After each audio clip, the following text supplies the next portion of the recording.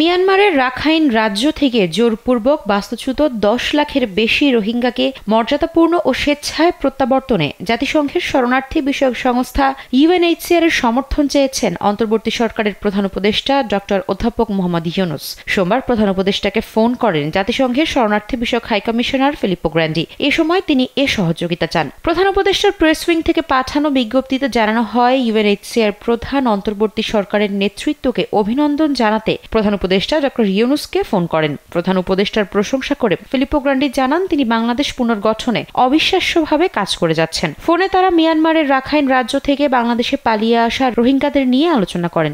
ইউনূস বাংলাদেশের শরণার্থী ক্যাম্পে বসবাসকারী 10 লাখের বেশি রোহিঙ্গাকে মর্যাদাপূর্ণ ও স্বেচ্ছায় প্রত্যাবর্তন ও শরণার্থী শিবিরে বেড়ে ওঠা রোহিঙ্গা শিশুদের একটি উন্নত ভবিষ্যৎ গড়তে জাতিসংঘের শরণার্থী সংস্থার সহায়তা চান। ফিলিপো গ্র্যান্ডি প্রধান উপদেষ্টাকে নিউ ইয়র্কে আসন্ন জাতিসংঘ সাধারণ পরিষদের বৈঠকের ফাঁকে রোহিঙ্গা সংকট নিয়ে একটি বৈঠকে যোগ দেওয়ার অনুরোধ জানান। ফিলিপো গ্র্যান্ডি প্রধান উপদেষ্টাকে জানান, তিনি আগামী অক্টোবরে বাংলাদেশ সফরের পরিকল্পনা করছেন।